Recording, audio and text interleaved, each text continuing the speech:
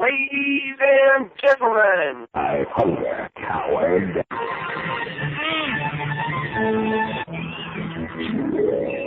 You are now listening to Retro Radio. Welcome to another edition of Retro Radio, your only comprehensive online source for classic arcade and computer gaming emulation news and information. I'm Shane R. Monroe, your host. Welcome to the program. Before we get into the meat of the show this week, I'd like to take this editorial period here at the beginning to remark on some of the current state of legal affairs with the IDSA, the Interactive Digital Software Association, and offer you my own humble rebuttal. First, the IDSA has released an official statement answering questions regarding the distribution of classic arcade game ROMs, and I'd like to comment on these issues directly. I will read verbatim from their page and respond directly to each one. IDSA, quote, "First, like it or not, unauthorized copying or distribution of software, including ROMs, is a violation of federal copyright law, pure and simple. Copyright protection is in the U.S. Constitution for a reason. The Founding Fathers believed that Americans who develop and create ideas and works have a fundamental right to control the use of their intellectual creations. Intellectual property protection is the life's blood of the creative process, whether in video games, books, films, or other media.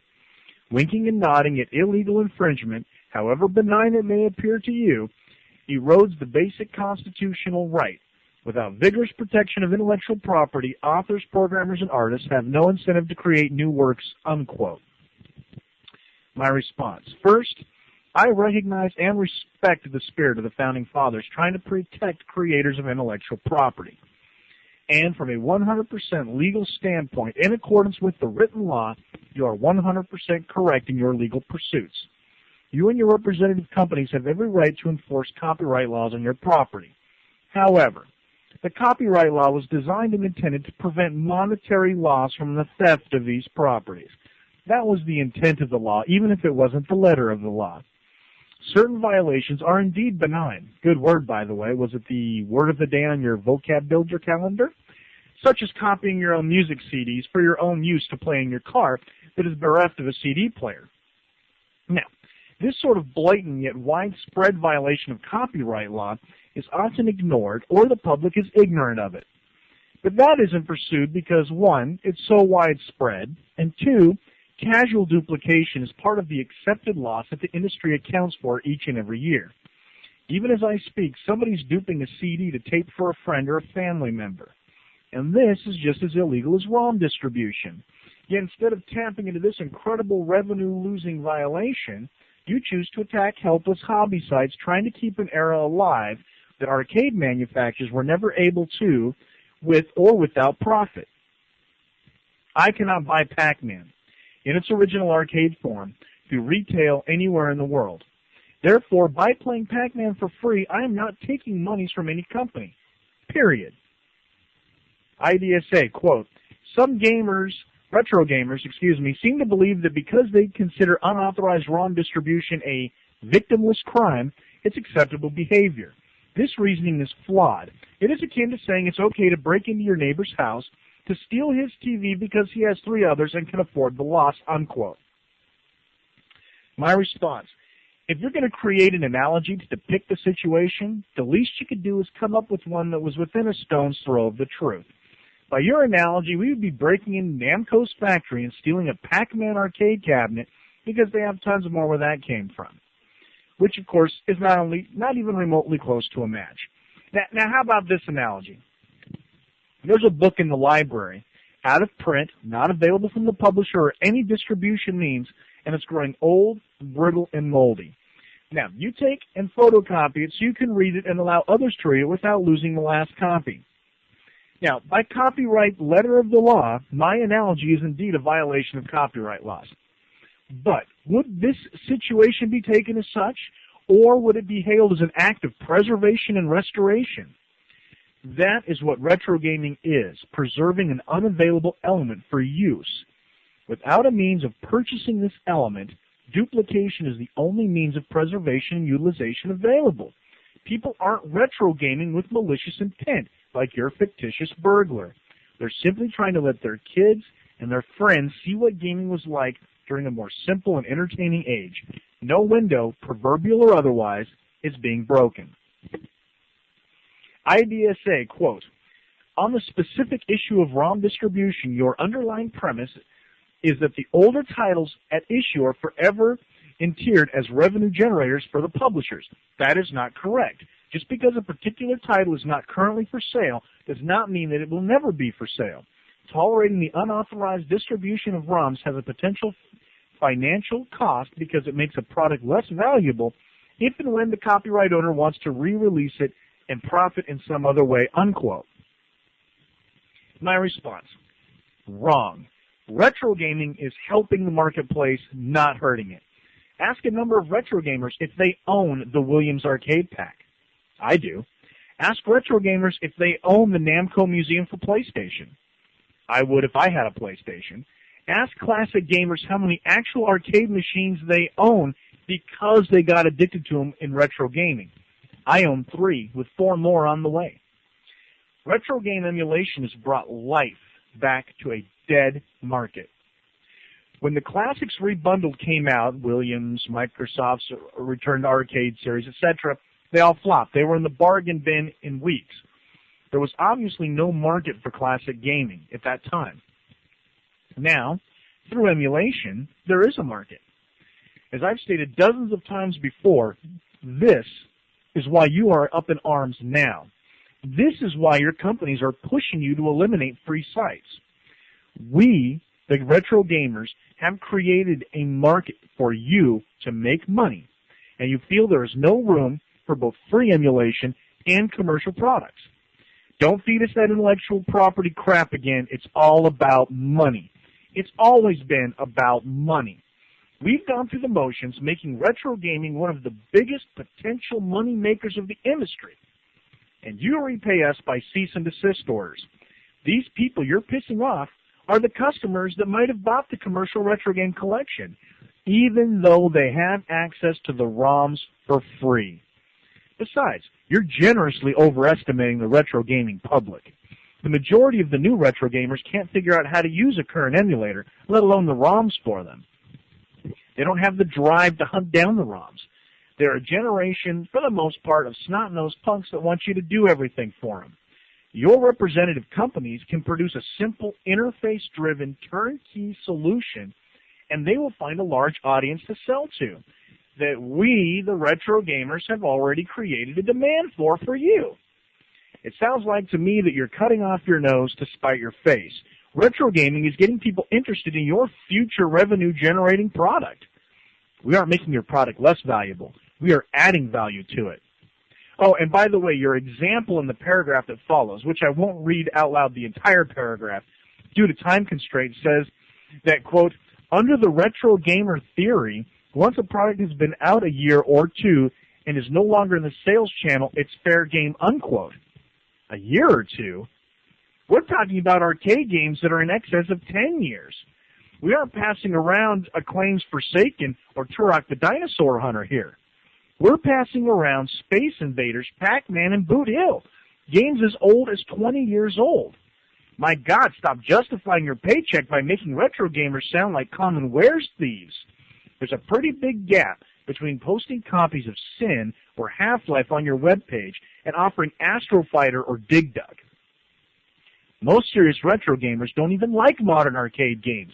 This Neo Geo and Capcom recent crap, quite frankly, makes my stomach churn, and I'm not the one in the minority. The newest game that I can even think that I care about has a copyright date of 1993, which is over 5 years old.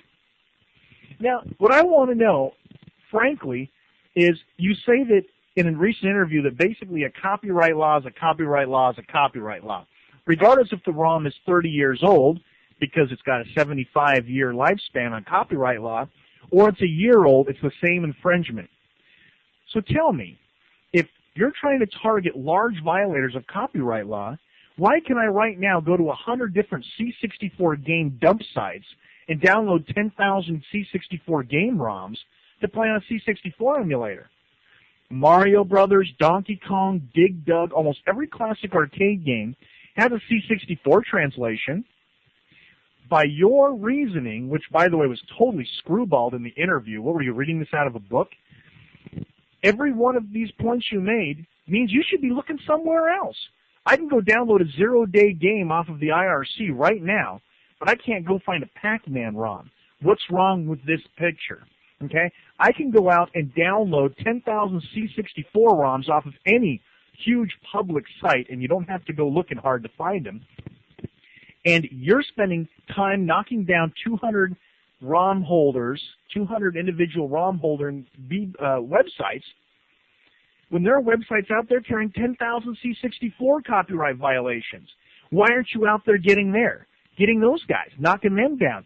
Hell, ClassicGaming.com, RetroGames.com, they're still running ROMs. Okay, you guys get a pat on the back.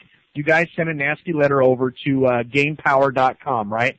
Even though they're still up and functional right now as I'm making this story, they said they're going to close down. So congratulations, you finally decided to stop discriminating against them because they've got a lot of lawyers and a lot of money.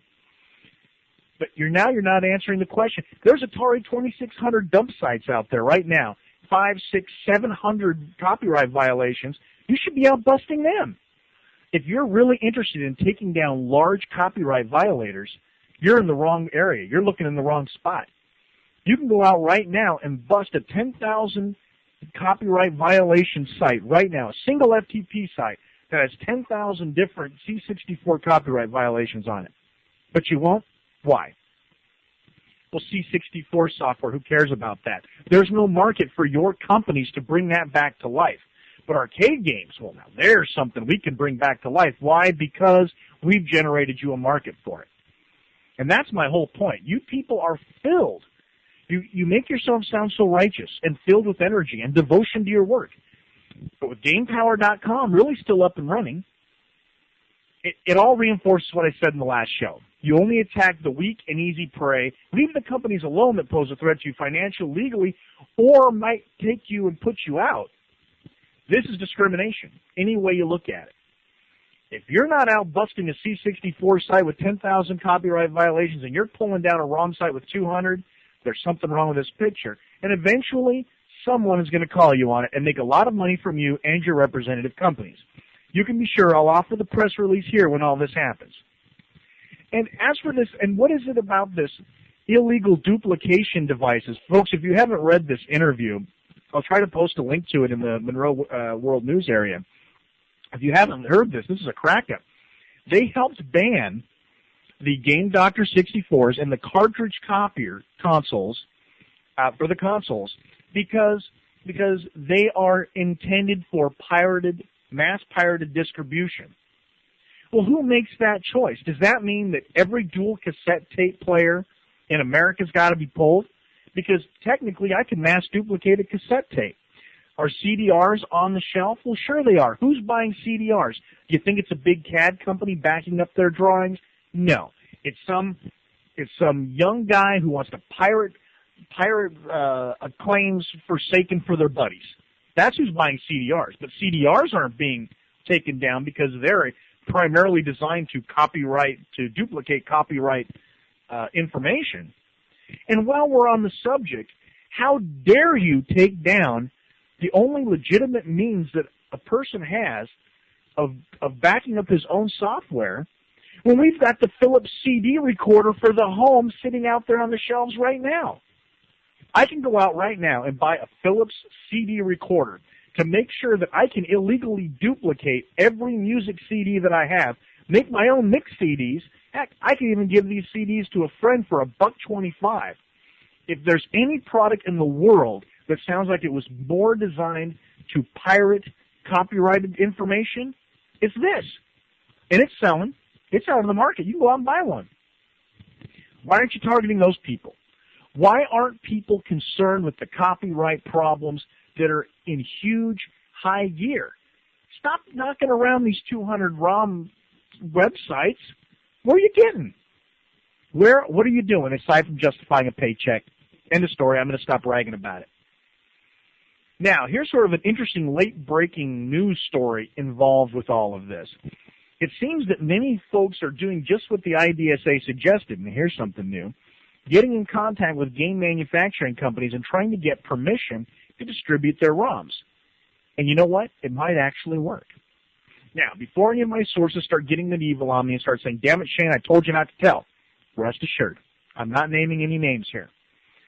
If it were just one person telling me this, I wouldn't have mentioned it. But amazingly enough, I've had at least 5 people, 5, tell me that they're either in negotiations or in pursuit of getting some ROMs legalized. Now, if any of these people actually succeed in getting this to happen, it will pave the way for other companies to follow suit. And I think the scene may have a chance of survival after all. I still think, though, that the majority of emulation is now underground, and it will stay that way. But at least with this, the newbies of the scene will at least be able to get a handful of dated ROMs. Now, before you get all excited, don't expect SNK, makers of Neo Geo, or Capcom to fall into line with all of this. They're still making money with some of this stuff. But older titles, of course, without heavy merchandising ties, will probably eventually make it into public domain. Now, games like Pac-Man, Donkey Kong, etc., with all these intellectual importances, in other words, they're still rehashing these games or using the name and the title of a totally unrelated game like Battlezone, will not make this cut either. Now, I don't expect Williams to ever follow suit. They seem very tight with their stuff. And maybe all of this limitations will finally prompt the MAME team to offer an alternative version of MAME, one that only plays legalized ROMs. This will be a little lighter weight than the current Neo Geo Crapcom overhead. Heck, I might even be interested in carrying a legal MAME page again. Okay, now it's time for an arcade emulation update. RetroCade version 1.1 has been released, offering up lots of goodies for the retro gamer, including the inclusion of more games. Is that like a double negative, including inclusion? Galaga, Dig Dug, Missile Command, Max RPM, and Power Drive, and a cool hacked workaround for the Riva 128 chipset-based video cards that, until now, were forced to use Cytek's Display Doctor to get around this Riva-caused VISA problem. A few bugs did creep in with this release, but the improvements in the GUI were worth it. Now you can set a global and individual game options in the GUI, as well as other things previously not available. Don't forget the in-GUI game history biographies that really tell you some kick-ass things about the games. And if you haven't looked at that, I recommend you go in and check that out because it's really cool. You will need the history.pack file for that. Other goodies this release, right from the README, Sound and Snow Brothers, game save states, and game recording. Cabinet mode has been added. Solar Quest has a couple of buttons that were not properly emulated. They're put in there now. Scan lines in more resolutions, and the Pac-Man genre of games have now had fixed sound, and there's tons more. I can read the whole thing, but why bother? You can read it. Go check it out, the new RetroCade version 1.1. And speaking of which, I've opened an area up on Monroe World to house your best saved and recorded games and offer them to others. This is your chance to get your name in lights and show everyone what you're made of. There are a few up already, so go get them and try them out. I am sorry to say that you have to use the load and save games from the command line. They don't work in the GUI yet. Read the docs on how that goes. Let's move on to the MAME update. At this time of writing, release candidate 1 for MAME version 0.34 is out. Most of the claim to fame over these last couple of releases, a couple of them I've missed here, there's near perfect stereo sound in Neo Geo games, which I wish I could say I was more excited about this, but I'm not. The most exciting thing to this player is preliminary support for Empire Strikes Back, compliments of the mighty stallion-like Brad Oliver. Now remember, preliminary support usually means it doesn't work yet. Just got to put that in there because someone's not going to read the docs. Tons and tons of variants and merged extra sets, etc. have been added. Also of note, Jailbreak is now supported, Gradius, Speedball, and Ghostbusters. There is backdrop support in Lunar Lander and Asteroid Deluxe.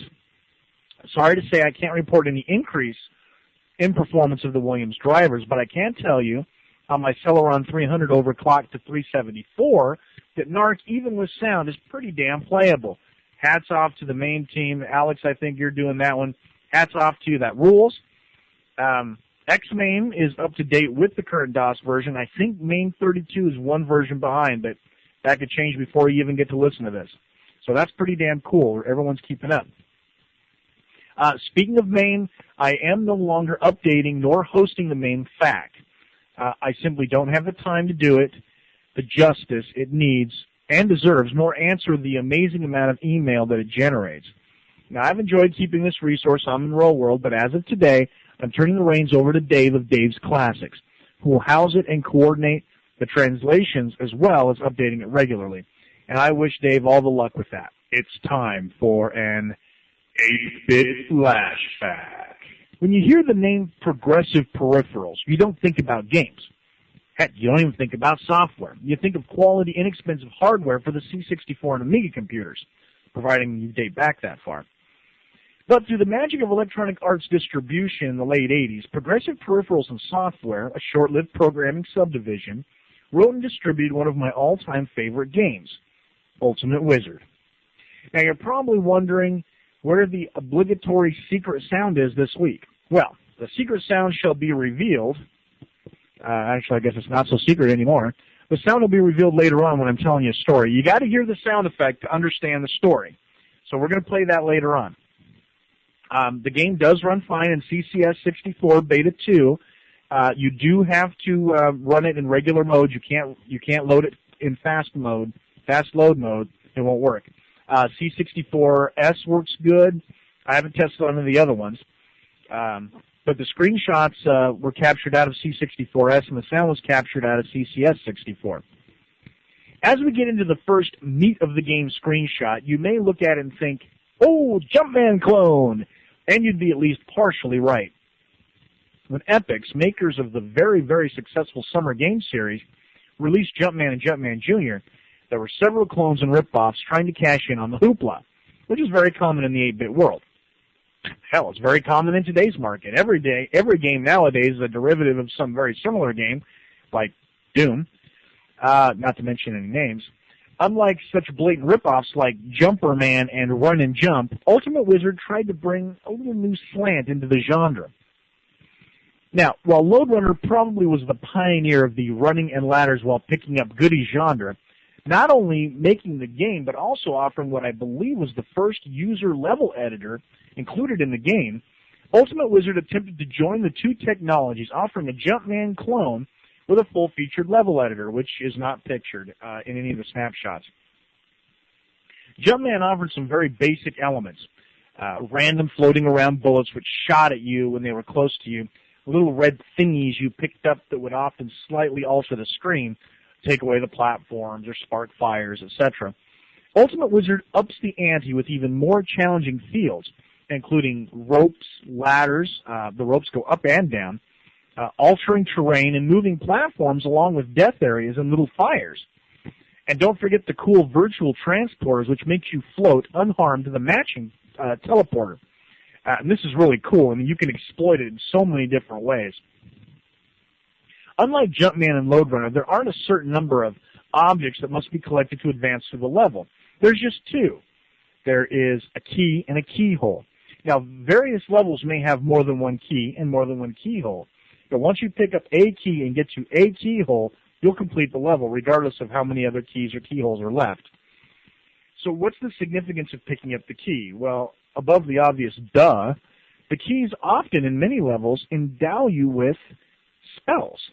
Now you're thinking, how do you use spells in a run and jump game? I'm working on that. The spells that you get are really cool ones, like invisibility or enchantment, featherfall, magic missile. And as you start thinking about it, you go, oh, hey, well, I guess I could see how you could throw that in there. Invisibility basically makes you invincible for a certain amount of time. And the really cool part about the invisibility, which is one of the kind of first elements I'd seen on the 64, was that of a transparent character. As your sprite was being hit by an enemy, be it a fireball or whatever, your invisibility would wear off. And as it wore off, you'd start to become more transparent. And to see transparency in a C64 game was, even though it was fake, was still pretty cool. But Ultimate Wizard features like so many different levels, and if you get bored of those levels, you can use the level editor.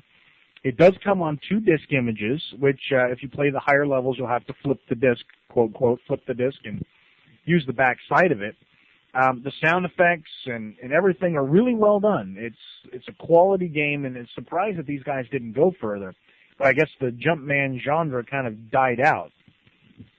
But it's funny, Ultimate Wizard holds some very interesting memories for me. It's not quite as memorable as the Forbidden Forest trip, but it's still interesting anyway. When I was in my brief stint in college, which would have been 1989, late 88, early 89, me and my best friend shared a house together. And it's not like that. Knock it off. We shared a house together, and our rooms were basically separated by a single wall. And incidentally, the head of his bed was against the same wall as my computer was against. You can already start to tell this coming. Anyway, Troy was silly enough to take a 7 o'clock class. No, who goes to school at 7 o'clock in the morning? I, on the other hand, was lazy and took 9 o'clock classes, which suited me just fine. So I'd stay up rather late playing games, and, you know, every now and then I think I intruded on his privacy a little bit by playing games a little too loud. Well, then Ultimate Wizard came along. And Ultimate Wizard, on each level, the level is kind of built while you watch. Different portions of the level get built up. And it makes a certain noise when it does this. And it's very similar. Each one ending in these two gongs as the keyhole and the key are dropped onto the screen. And, I mean, it's very catchy. You find yourself making the stupid noises in your sleep or when you're walking around. It's a crack-up. Anyway, I would play this game really late at night. In fact, I played it really late, like up to like 3 in the morning. Well, I didn't catch Troy getting up the next morning. He had a 7 o'clock class. I slept until like 8:45. He comes back from school. Of course, I didn't quite take as many classes as he does because, you know how us people are. We're kind of underachievers. Anyway, so I'm waiting at home, and he comes in, and he looks like death. I mean, he's got like matching luggage packed under his eyes. He looks like death mulled over. He comes in, he looks at me. Hey, dude, what's up? He looks over at me, he's like, if I ever hear this,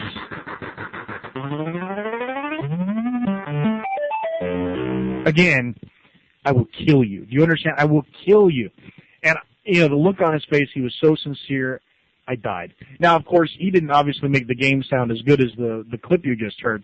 But his impersonation of it, someday maybe I'll get him to sample it for us, was just a crack-up, and that's been a long-running joke. In fact, I'll email him the sound clip every now and then just to remind him what it was like that night. I'm kind of a cruel guy. But anyway, I didn't mean to prattle on too long on the story. Suffice to say, Ultimate Wizard, it's widely available. Go to your favorite C64 dump site, seeing as though the IDSA doesn't care about those sites, and pick that up. I think you'll like it a lot. If you were even close to a fan of Jumpman, it puts it to shame. You'll love it. Get it. I'm Joe Franklin. Get it. You'll love it. Never mind. If you're from New York, you'll get it. Okay. Anyway, folks, I think I'm going to go ahead and wrap the show up. I think I've prattled on long enough and got medieval on IDSA and owned everybody else. Until next show, which should be after the Christmas holidays, I hope you and yours have a very Merry whatever. I guess it's Happy Holidays now, right? The politically correct phrase, Happy Holidays. Can't say Merry Christmas. You might offend the Hanukkah people. So, Happy Holidays to you and yours. You'll hear me hopefully before the new year. If you don't, Happy New Year. Until then, my name's Shane R. Monroe from Monroe World.